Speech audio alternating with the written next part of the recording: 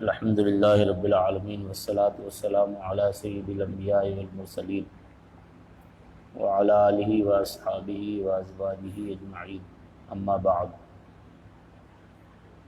درود شریف پڑھ لیجیے۔ اللہم صلی علی سیدنا و شفیعنا مولانا محمد وآلہ وسلم، صلاۃ والسلام علیہ۔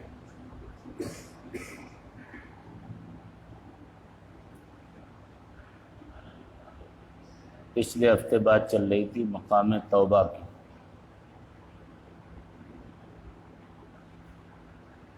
توبہ کے تعلق سے پچھلے ہفتے گفتگو ہوئی تھی۔ توبہ کی فضیلت اور اہمیت اور دیگر متعلقات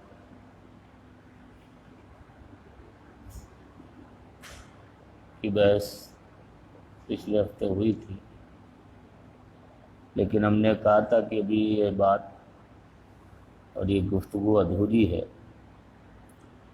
کیونکہ مقام توبہ ایک نہایت ہی اہم مقام ہے۔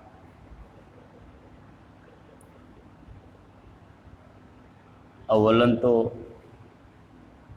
توبہ کی اہمیت اور فضیلت کے لیے اتنا ہی کافی ہے کہ اللہ رب العزت نے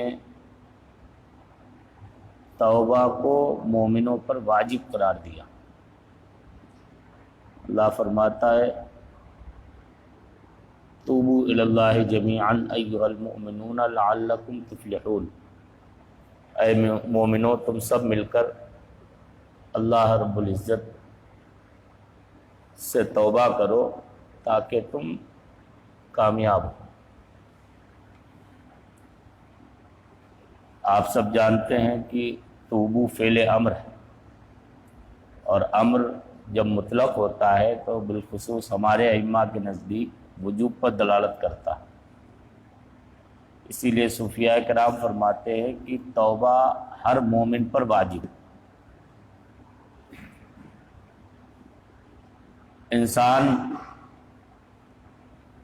عام بندوں کی بات ہے انبیاء کرام علیہم السلام کو چھوڑ کے، کیونکہ انبیاء کرام علیہ السلام تو معصوم ہیں، ان سے کوئی صغیرہ کبیرہ گناہ ہو ہی نہیں سکتا، لیکن نبیوں کے علاوہ جو کوئی بھی ہے اس سے گناہ ہونا ممکن، اس سے گناہ ہونا ممکن ہے۔ یہ الگ چیز ہے کہ اکابر اولیاء اللہ سے بھی عموماً گناہ سرزد نہیں ہوتے اور وہ محفوظ ہوتے، معصوم تو نہیں ہوتے لیکن محفوظ ہوتے کہ اللہ کی طرف سے انہیں گناہوں سے حفاظت میں کر دیا جاتا ہے، لیکن پھر بھی امکان ہے۔ دوسرے یہ ہے کہ ایک جملہ بولا جاتا ہے حسنات الابرار سیئات المقربین، نیکوں کی جو نیکیاں، عام نیک بندوں کی جو نیکیاں ہوتی ہیں وہ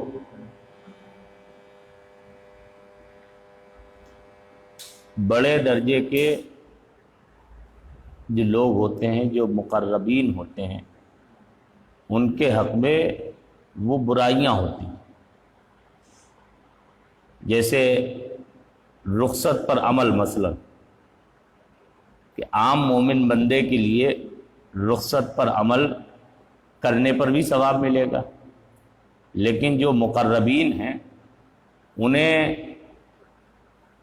رخصت پر عمل کی عموماً اجازت نہیں ہوتی ہے، بلکہ ان کے لیے عزیمت پر عمل کرنا ہی ان کے منصب اور مرتبے کے لائق ہوتا۔ اگر وہ کبھی رخصت پر عمل کرتے ہیں تو کبھی وہ عتاب کا شکار ہو جاتے ہیں، کبھی اللہ کی طرف سے تنبیہ فرما دی جاتی ہے کہ یہ کام تمہاری شان کے لائق ہے۔ بات سمجھ رہے ہیں؟ تو اس سے معلوم ہوا کہ دیکھیے حسنات الابرار سیئات المقربین، عام نیکوں کے حق میں جو نیکیاں ہیں وہ مقربین کے لیے اللہ کے قرب خاص کی دولت سے جو مالا مال ہیں ان کے حق میں وہ برائیاں ہو جاتی ہیں۔ بات سمجھ رہے ہیں؟ تو اس لیے جو ہے وہ ہر بندے سے صغیرہ گناہ یا خلاف اولا وغیرہ کا کبھی نہ کبھی صدور ہو ہی جاتا ہے، نبیوں کے علاوہ کی بات۔ تو اس لیے جو ہے وہ تمام مومنوں کو اللہ نے ایھا المؤمنون جمیعاً کا لفظ بولا، سارے مومن مل کے سب توبہ کریں۔ اس لیے صوفیاء کرام فرماتے ہیں کہ توبہ ہر چھوٹے بڑے، ہر اچھے برے مومن کو کرنا چاہیے۔ بات سمجھ رہے؟ دوسری چیز یہ ہے کہ توبہ کرنا صرف یہ نہیں کہ گناہوں سے کی جائے، بلکہ توبہ میں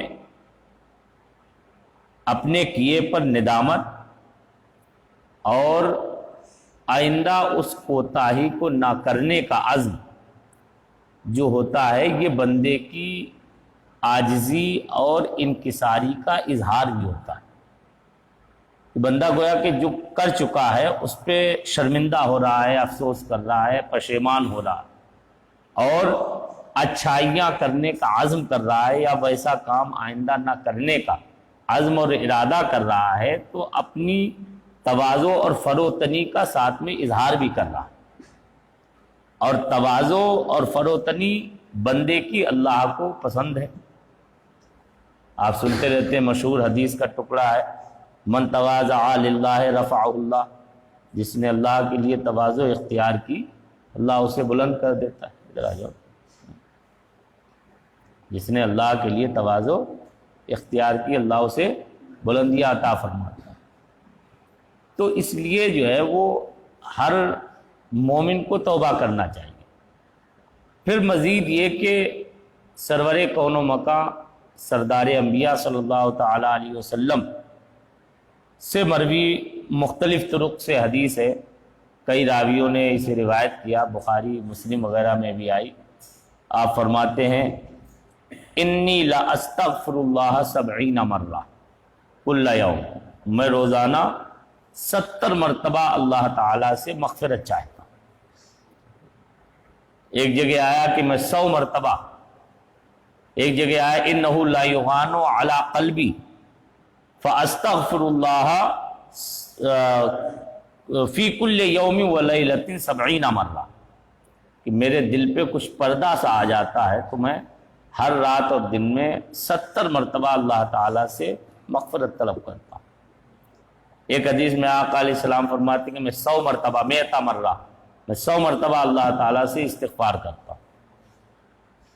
تو جو سید المعصومین ہیں صلی اللہ علیہ وسلم، وہ استغفار کر کے یہ ہمیں اور آپ کو تعلیم دے رہے ہیں کہ بندے کو ہر وقت توبہ کرنا چاہیے اور رب کی بارگاہ میں اپنے گناہوں کی مغفرت طلب کرتے رہنا چاہیے۔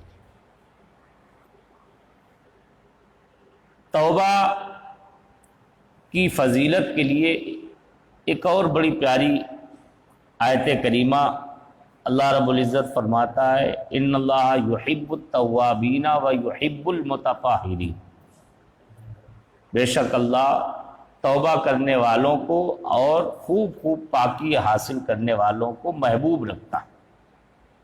اللہ کی محبوبیت کوئی معمولی چیز، آپ اندازہ کریں اس سے توبہ کی فضیلت اور اہمیت کا اندازہ کریں کہ اللہ فرما رہا توبہ کرنے والے اللہ کے محبوب۔ ایک بزرگ کا واقعہ ہمیں یاد آ رہا ہے،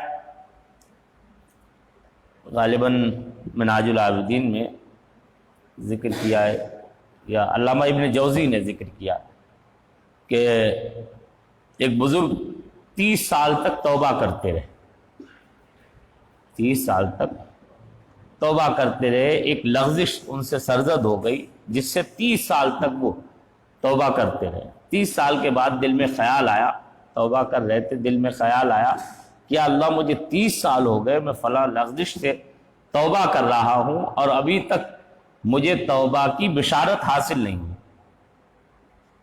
تو انہیں الہام ہوا کہ تم نے مقام توبہ کو معمولی سمجھ لیا۔ مقام توبہ یہ ہماری محبوبیت کا مقام ہے، تم 30 سال میں ہی تھک گئے۔ آپ اندازہ کریں اس سے کتنی بڑی چیز ہے۔ اللہ نے فرمایا، الہام ہوا انہیں کہ مقام توبہ یہ اللہ کی محبوبیت کا مقام ہے۔ تم 30 سال میں ہی تھک گئے کہ محبوبیت حاصل کرنا کوئی آسان کام ہے؟ اللہ کا محبوب بننا ہے. بات سمجھ رہے ہیں؟ تو توبہ اتنی بڑی چیز ہے، اتنی اہم چیز ہے کہ اللہ رب العزت کی محبوبیت اس کے ذریعے حاصل ہوتی. آپ مختلف توبہ کے فضائل اور مناقب سنتے رہتے ہیں. ایک حدیث اور آقا علیہ السلام فرماتے ہیں التائب حبیب اللہ، التائب حبیب اللہ، توبہ کرنے والا اللہ کا محبوب ہوتا ہے. اور ایک وہ مشہور جملہ اسی حدیث کا ہے وہ ٹکڑا، التائب من الذنب کمن لا ذنب لہ، گناہ سے توبہ کرنے والا ایسا ہی جیسا کہ اس نے گناہ کیا ہی نہیں. بات سمجھ رہے ہیں؟ اب یہ تو فضائل ہو گئے. اصل جو ہم آج آپ کو بتانا چاہتے ہیں وہ توبہ کے اقسام. کیونکہ پچھلے ہفتے بھی بات آئی، توبہ کے جو ارکان ہم نے ذکر کیے تھے، یاد ہیں؟ کسی کو یاد ہو تو بتاؤ. توبہ کے 3 ارکان کی بات ہوئی تھی. توبہ کے 3 رکن. ایک تو جو کیا ہے اس پر ندامت، شرمندگی. دوسرے آئندہ نہ کرنے کا عزم، پختہ ارادہ ہے، آئندہ نہ کرنے کا پختہ ارادہ. جو کیا ہے اس پر شرمندگی، پشیمانی اور آئندہ نہ کرنے کا پختہ ارادہ. آئندہ نہ کرنے کا پختہ ارادہ. 2 رکن ہو گئے. اور تیسرا رکن کیا بتایا تھا؟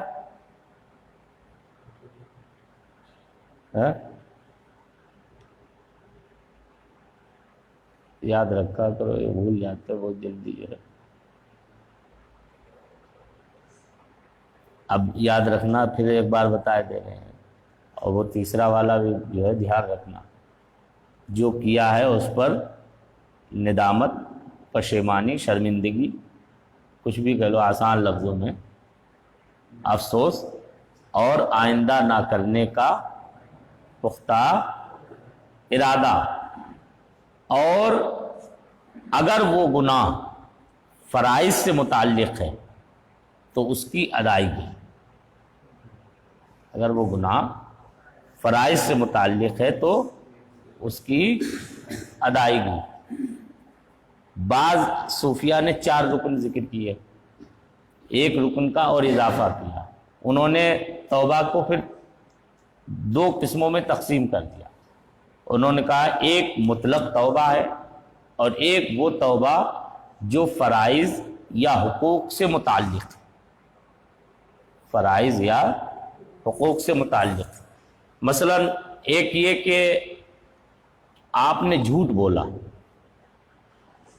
آپ نے جھوٹ بولا تو جھوٹ سے بچنا تو ضروری. جھوٹ گناہ ہے، کبیرہ گناہ. لیکن جھوٹ میں کسی فرض کا ترک نہیں ہو رہا، کسی فرض کا ترک نہیں. اس لیے جھوٹ بولنے سے توبہ کے لیے آپ کو ندامت، جو جھوٹ بول چکے اس پر افسوس، شرمندگی، اور دوسرے آئندہ نہ بولنے کا پختہ ارادہ، یہی کافی. آپ سمجھ رہے ہیں؟ یہی کافی ہے. لیکن اگر خدا نخواستہ کسی کی نماز چھوٹی ہے، کسی کی نماز چھوٹی ہے، تو نماز چھوڑنے سے توبہ کرنے کے لیے صرف آپ کو افسوس کرنا کافی نہیں ہوگا، صرف آئندہ نہ چھوڑنے کا ارادہ کافی نہیں ہوگا، بلکہ ضروری ہے کہ آپ نے جو نماز قضا کی ہے اسے ادا بھی کریں، اسے ادا کریں، تب آپ کی توبہ قبول ہوگی. سمجھ رہے ہیں؟ تو یہ فرائض سے متعلق ہے.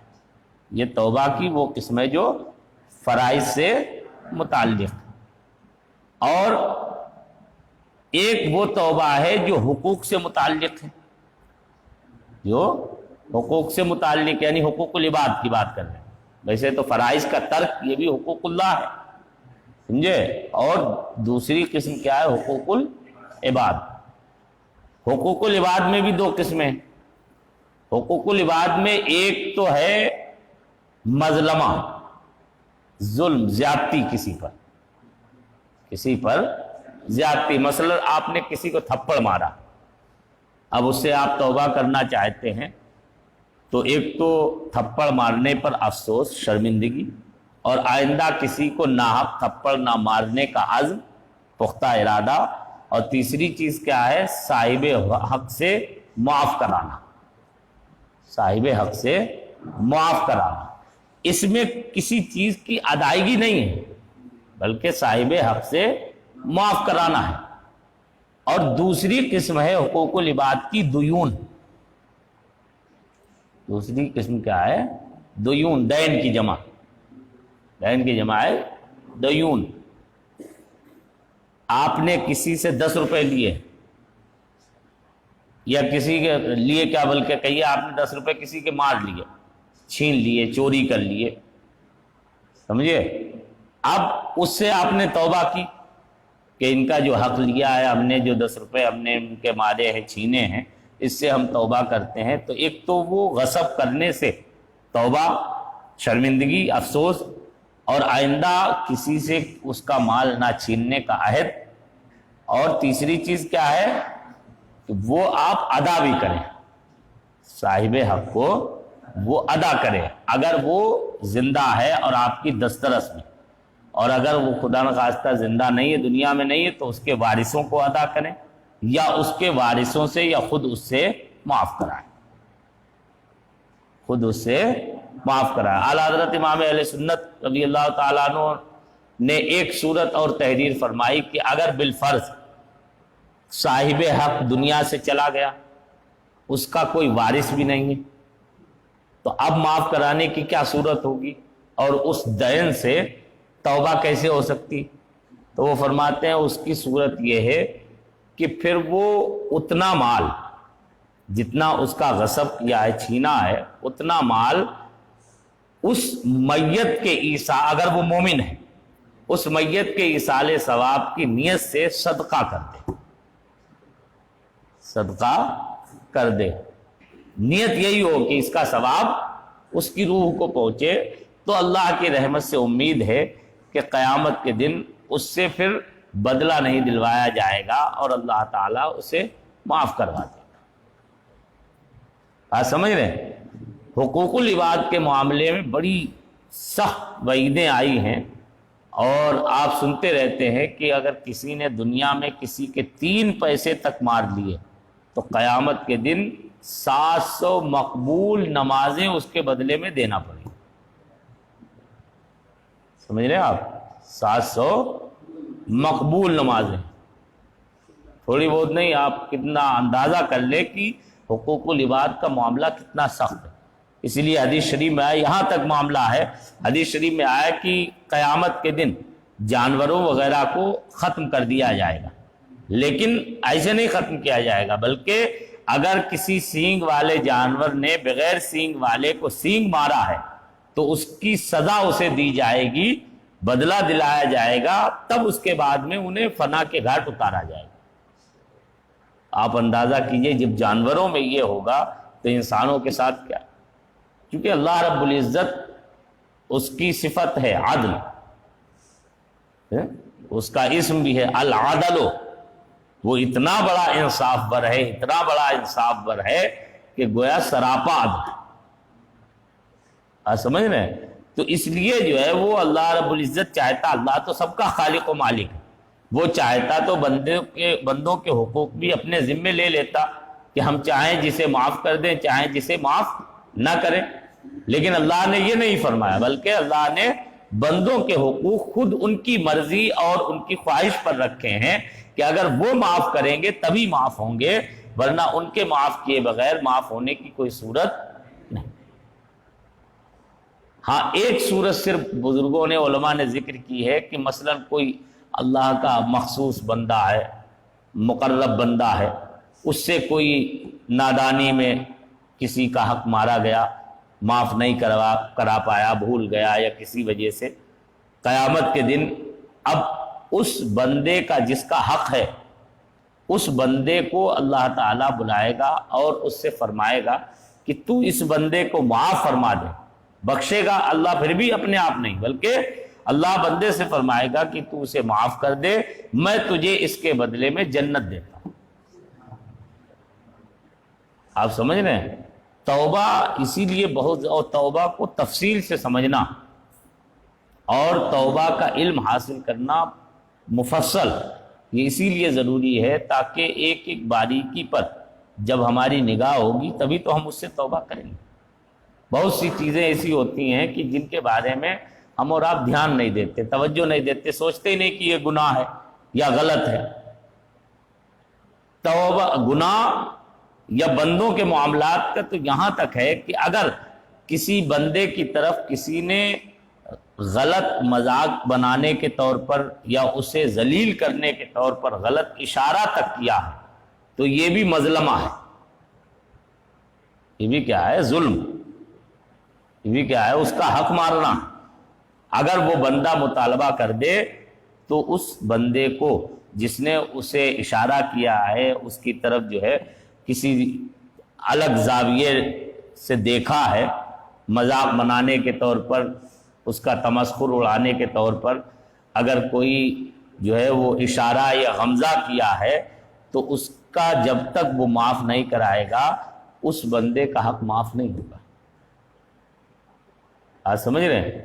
اس لیے اس چیز کو بہت گہرائی سے پڑھنا چاہیے، تفصیل سے، اور احیاء العلوم شریف وغیرہ میں تو اتنی تفصیل سے مقام توبہ کو ذکر کیا گیا کہ آپ پڑھیں گے تو جو ہے پڑھتے چلے جائیں گے، لیکن انہوں نے ایک ایک باریکی کو بالکل صاف اور واضح کر کے ذکر کر دیا ہے کہ جس سے آپ تمام طرح کے حقوق سے اور اپنے اوپر آنے والے جو حقوق ہیں، ذمہ داریاں ہیں، ان سب سے انشاءاللہ بری ہو سکتے ہیں۔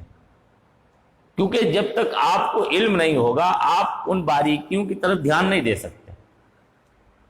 ہمیں اور آپ کو چاہیے کہ ہم ایک ایک چیز کی طرف توجہ دیں، ایک ایک بات کی طرف جب دھیان دیں گے تو ہم اس سے توبہ کر سکتے ہیں۔ اسی لیے پہلے کے بزرگوں کا طریقہ تھا کہ وہ جب مرید کرتے تھے تو ایک ایک گناہ کا ذکر کر کے بندے سے توبہ کراتے تھے۔ مثلا وہ کہتے تھے کہ ہم زناکاری سے توبہ کرتے ہیں، وہ کہتے تھے کہو ہم شراب پینے سے توبہ کرتے ہیں، کہو ہم کسی کا حق مارنے سے توبہ کرتے ہیں، کہو ہم جھوٹ بولنے سے توبہ کرتے ہیں۔ اور خود صحابہ کرام سے یہ ثابت ہے کہ وہ نبی کریم صلی اللہ علیہ وسلم کی بارگاہ میں آ کے مختلف گناہوں سے توبہ کی بیعت کرتے تھے۔ جیسے حضرت جریر ابن عبداللہ بجلی رضی اللہ عنہ کی مشہور حدیث ہے کہ فرماتے ہیں میں نے نبی کریم صلی اللہ علیہ وسلم سے ہر مومن کی بھلائی چاہنے پر بیعت کی، ہر مومن کی بھلائی چاہنے پر بیعت کی۔ تو بھلائی چاہنا، اس کا مخالف کیا نکلے گا؟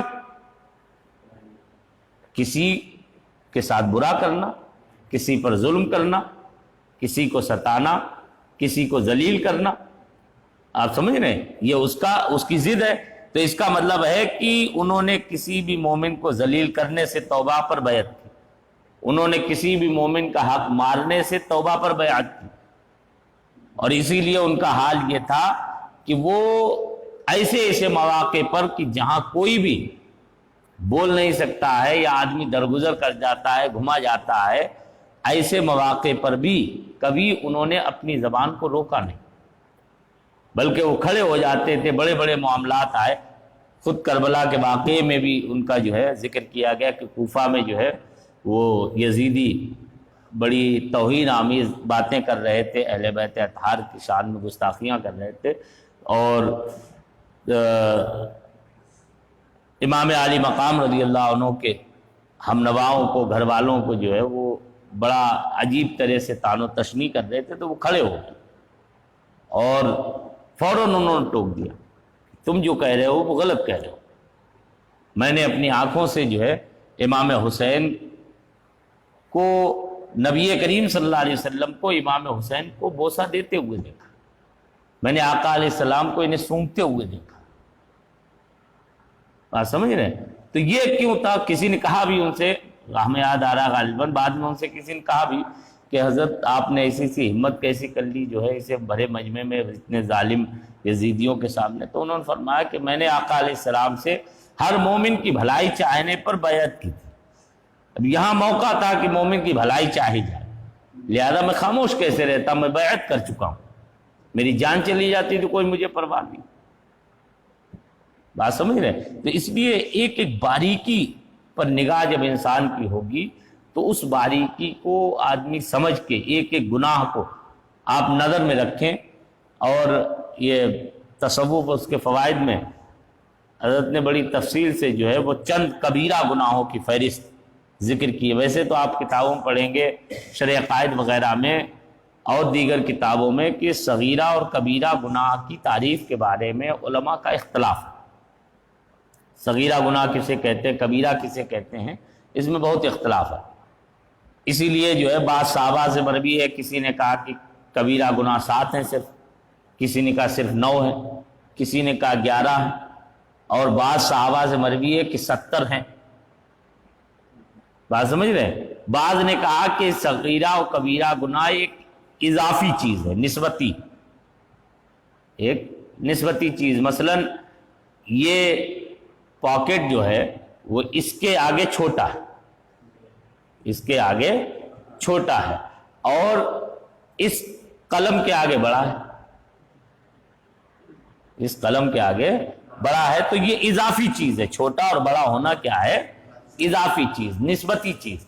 تو وہ فرماتے ہیں ایسے ہی گناہ ہے، مثلا معاذ اللہ، صدبار معاذ اللہ، کفر، یہ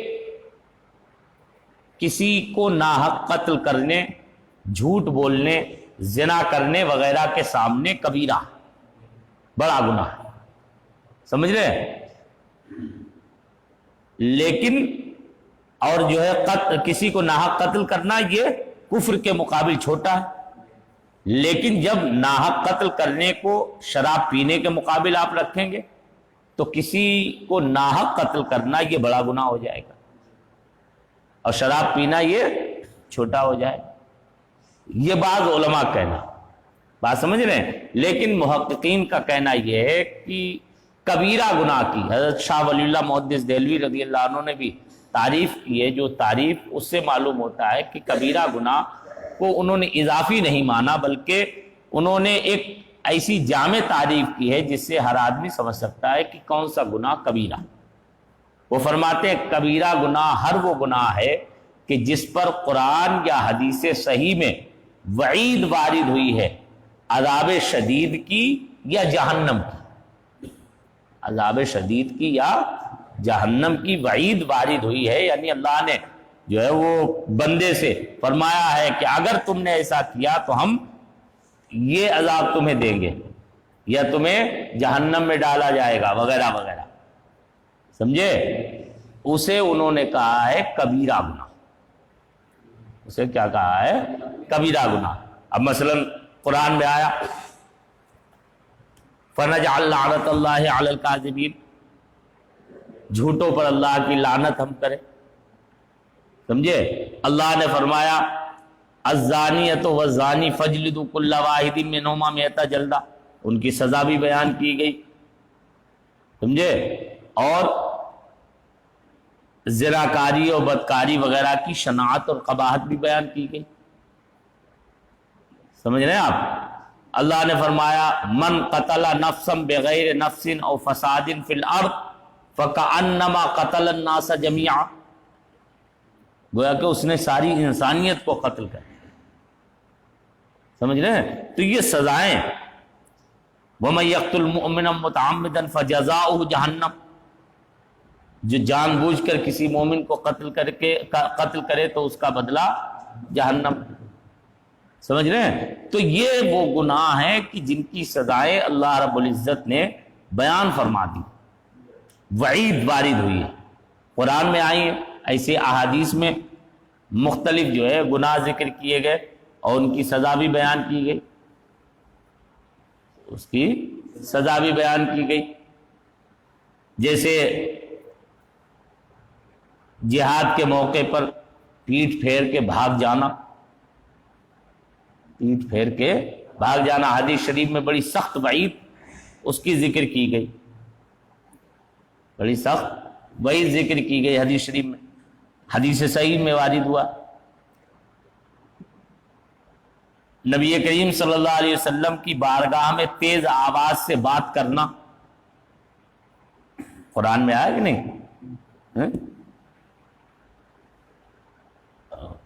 نہیں، یا ایھا الذین آمنوا لا ترفعوا اصواتکم فوق صوت النبی ولا تجہروا لہ بالقول کجہر بعضکم لبعض ان تحبط اعمالکم وانتم لا تشعرون۔ فرمایا گیا کہ جیسے تم ایک دوسرے سے بلند آواز سے بات کرتے ہو ایسے ان سے بات مت کرو، اگر اس طرح بات کی آقا علیہ السلام کی بارگاہ میں تو ان تحبط اعمالکم، تمہارے اعمال اکارت ہو جائیں گے، تباہ ہو جائیں گے، وانتم لا تشعرون، اور تمہیں احساس بھی نہیں ہوگا۔ بات سمجھ رہے؟ تو وعید وارد ہوئی کہ نہیں کہ تمہارے سارے اعمال بیکار ہو جائیں گے، نیکیاں برباد ہو جائیں گی اس نبی کا اگر تم نے ادب نہیں کیا، احترام نہیں کیا۔ تو اس طرح کے جن گناہوں پر سزا کی وعید وارد ہوئی ہے تو ان گناہوں کو شاہ ولی اللہ صاحب نے فرمایا کہ یہ کبیرہ۔ ہاں، اس پر اتفاق ہے تقریباً علماء کا اور صوفیاء کا کہ صغیرہ گناہ بھی اصرار کرنے سے کبیرہ ہو جاتا ہے۔ صغیرہ گناہ بھی اصرار کرنے یا بار بار کرنے، ایک بار آپ نے کوئی صغیرہ گناہ کیا، پھر دوبارہ پھر کیا، تیبارہ پھر کیا، کئی بار۔ بعض صوفیاء نے ذکر کیا کہ چوتھی بار کسی نے توبہ کی، صغیرہ گناہ کیا، اب اس سے باز آ گیا یا توبہ کر لی، پھر دوبارہ پھر کیا، تیبارہ پھر کیا، چوتھی بار کرنے سے وہ فرماتے ہیں کہ وہ صغیرہ گناہ بھی کبیرہ ہو جاتا ہے۔ بعض اکثر صوفیاء نے اس کی کوئی حد نہیں ذکر کی، بلکہ انہوں نے فرمایا اصرار، بار بار کرنا کسی گناہ کو، چھوٹا ہی گناہ کیوں نہ ہو، اگر بار بار کیا جائے تو یہ کبیرہ گناہ ہو جاتا ہے۔ مثلا کسی نامحرم کو غلط نگاہ سے دیکھنا، شہوت کی نگاہ سے دیکھنا، ایک مرتبہ اگر دیکھا آپ نے تو صغیرہ، لیکن اگر بار بار دیکھا تو وہی کبیرہ بن جائے گا۔ سمجھ رہے ہیں؟ تو اس طرح سے جو ہے آپ ان گناہوں کی یہ فہرست ہم نے آپ کو نشاندہی کر دی، اس میں فہرست باقاعدہ حضرت نے بہت سے گناہ لکھے ہیں، اس میں آپ پوری فہرست پڑھیں گہرائی سے، اور ایک ایک چیز کو آپ بہت غور سے اس میں سمجھنے کی کوشش کریں، تو آپ انشاءاللہ گناہ بھی یاد ہو جائیں گے اور ان سے پھر بچنے کا داعیہ بھی اللہ کرم فرما دے تو پیدا ہوگا۔ کیونکہ جب تک ہمیں معلوم نہیں کہ بھئی ہمیں آگ سے بچنا ہے کیونکہ آگ ہمیں جلا ڈالتی ہے، تب تک ہم آگ سے کیسے بچیں گے؟ بات سمجھ رہے ہیں؟ تو اس لیے جو ہے وہ ہمیں بڑی تفصیل سے ہم نے ابھی بھی ایک اختصار ہی کے طور پر سمجھیے، ہم نے آپ کو توبہ کی یہ بنیادی باتیں، توبہ کے ارکان اور توبہ کی اہمیت و فضیلت کے تعلق سے بھی کچھ باتیں، اور توبہ کے اقسام، توبہ کے اقسام، اور پھر وہ متعلقات، مطلب کس سے کیسی توبہ کی جائے، حقوق اللہ سے اگر حقوق اللہ پامال کیے ہیں تو کیسی توبہ ہوگی، حقوق العباد پامال ہوئے ہیں کیسی توبہ ہوگی، پھر حقوق اللہ میں بھی فرائض اگر پامال کیے ہیں تو کیسی توبہ ہوگی، اور اگر ترک فرائض وغیرہ نہیں ہے تو کیسی توبہ ہوگی۔ بات سمجھ رہے؟ اشارے ہم کر رہے ہیں کہ تم اپنے دھیان میں، ذہن میں ان باتوں کو دہرا سکتے ہو، اگر دہرا لو گے تو انشاءاللہ یہ یاد بنی رہیں گی باتیں۔ اور یاد رکھنے کے لیے بار بار ہم نے کئی مرتبہ کہا ہے کہ سب سے اچھا طریقہ، سب سے اچھے دو طریقے ہیں، ایک تو یہ ہے کہ ہم اپنے ذہن میں اس بات کو دہرائیں بار بار، دوسرے یہ کہ ہم اس چیز پر عمل کرنے کی عادت ڈالیں۔ اگر عمل کرنے لگے ہم اور آپ تو آپ دیکھیں گے انشاءاللہ یہ ساری باتیں آپ کو یاد بھی ہو جائیں گی، اور ایک بڑا فائدہ یہ ہوگا کہ تصوف کا جو پہلا مقام ہے، مقام توبہ، اس پر انشاءاللہ تفصیلی طور پر آپ کو اللہ کرم فرما دے تو اس مقام سے آپ آراستہ ہو سکتے ہیں۔ سمجھ رہے ہیں؟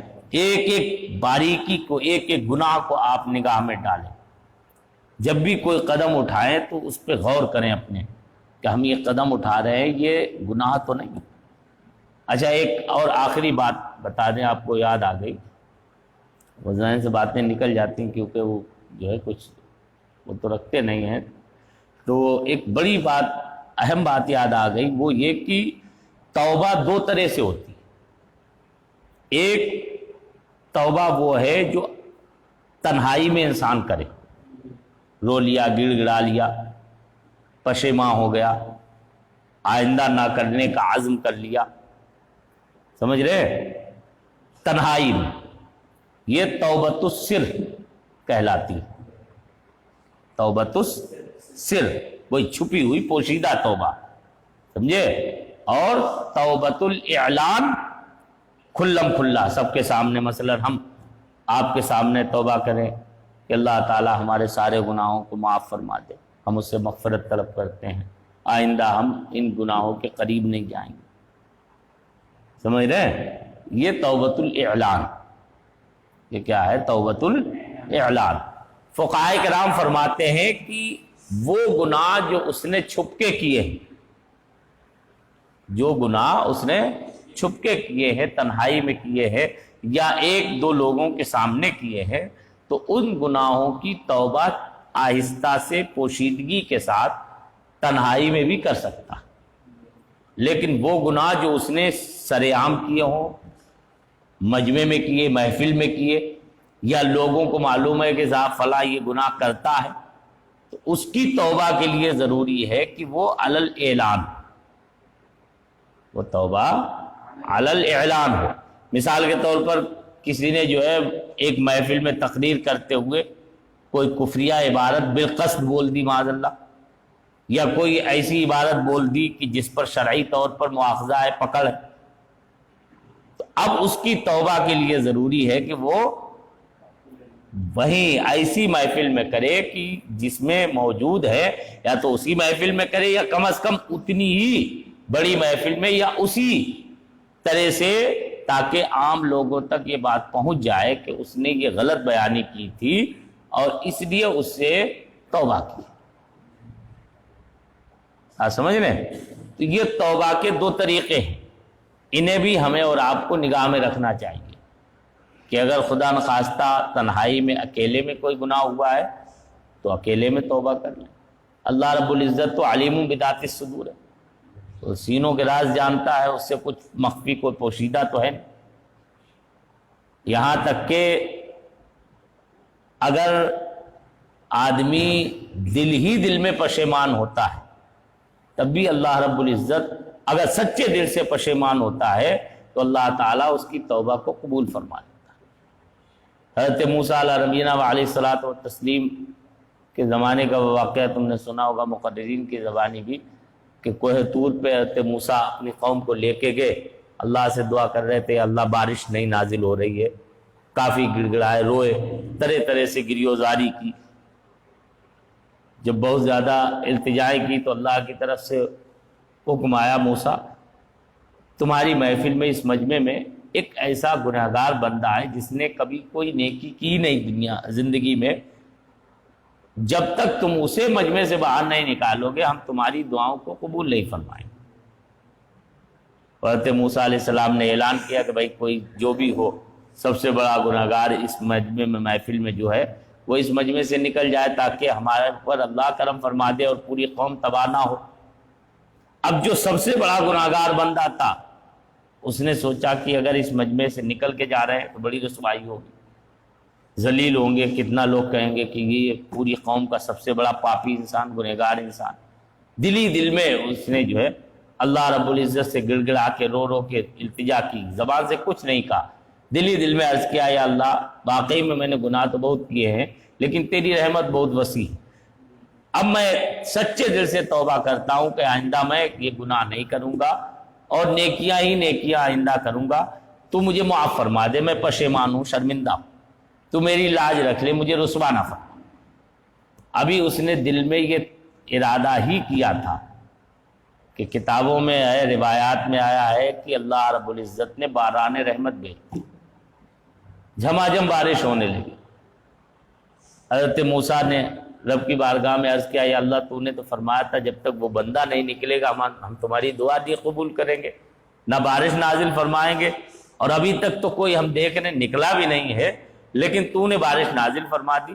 تو اللہ رب العزت نے فرمایا جس کی وجہ سے بارش رکی ہوئی تھی اب اسی کی توبہ کی وجہ سے بارش نازل ہو گئی، کہ اس نے دل ہی دل میں تہیہ کر دیا۔ بات سمجھ رہے ہیں؟ تو اللہ رب العزت تو دلوں کے حال جانتا ہے۔ ہم اور آپ سب اکیلے میں تنہائی میں بھی توبہ کر سکتے ہیں، لیکن یہ ان گناہوں کے لیے ہوگی کہ جو ہم نے کھلم کھلا نہیں کیا۔ ایسے گناہ جو لوگوں کو معلوم ہیں یا سر عام ہم نے کیے ہیں، ان کے لیے توبہ کا طریقہ وہی ہے کہ ہم کھلے عام اس گناہ سے توبہ کریں، اور اس میں انسان کو تکبر یا گھمنڈ میں یا اپنی ذلت محسوس نہیں کرنا چاہیے۔ اللہ نے اس کے حبیب صلی اللہ علیہ وسلم نے جب فرما دیا توبہ کرنے والا اللہ کا محبوب ہے، تو آپ یقین رکھیں کہ توبہ کرنے سے کبھی آپ ذلیل نہیں ہو سکتے۔ بھئی عزت دینے والا اللہ ہے، اللہ فرما رہا ہے کہ ہمارا محبوب ہے توبہ کرنے والا عز و جل، اس کا نبی صلی اللہ علیہ وسلم فرما رہا ہے کہ توبہ کرنے والا اللہ کا محبوب ہے، تو پھر توبہ کرنے والا کبھی ذلیل نہیں ہو سکتا۔ اس سے ایک فائدہ یہ بھی ہوتا ہے کہ سامنے والوں کو، دوسروں کو اس گناہ سے واقفیت بھی ہو جاتی ہے، اور اس گناہ سے توبہ کرنے کا داعیہ اور جذبہ ان کے اندر بھی پیدا ہوتا ہے۔ بات سمجھ رہے ہیں؟ اگر سارے لوگ اپنی پارسائی، اپنی نیکی کا اظہار کرنے والے ہی ہوں، تو کبھی آپ دیکھیں گے اگر کوئی برا بھی ہے تو وہ جلدی اپنے گناہ کا اعتراف نہیں کرے گا، وہ بھی اپنی پارسائی اور نیکی بیان کرنے لگے گا۔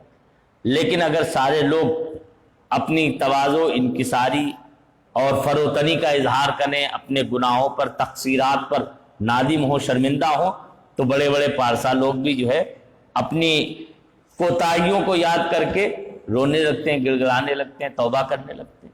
یہ فطری چیز ہے، تو دوسروں کو بھی اس سے سبق ملتا ہے، اس لیے جو ہے وہ ہر وقت ہمیں اور آپ کو چاہیے کہ ہم توبہ کریں۔ توبہ بس اس میں اس کے ارکان اور شرائط کو ہمیں نظر میں رکھنا چاہیے کہ جب بھی توبہ کریں تو توبہ ایسی ہو۔ آپ جانتے ہیں توبہ نصوح، قرآن میں آیا توبہ نصوح کا ذکر۔ نصوح کے معنی ہی صوفیہ بیان فرماتے ہیں کہ خالص توبہ، یعنی کسی بھی طرح کی اس میں کوئی آمیزش، کوئی ملاوٹ یا کوئی نفس کا کسی طرح کا اس میں کوئی دخل نہ، خالص توبہ ہو۔ اور خالص توبہ یہی ہے کہ بالکل پختہ عزم ہے، ارادہ کہ نہیں آئندہ اس گناہ کے ہم قریب بھی نہیں جائیں۔ بات سمجھ رہے ہیں؟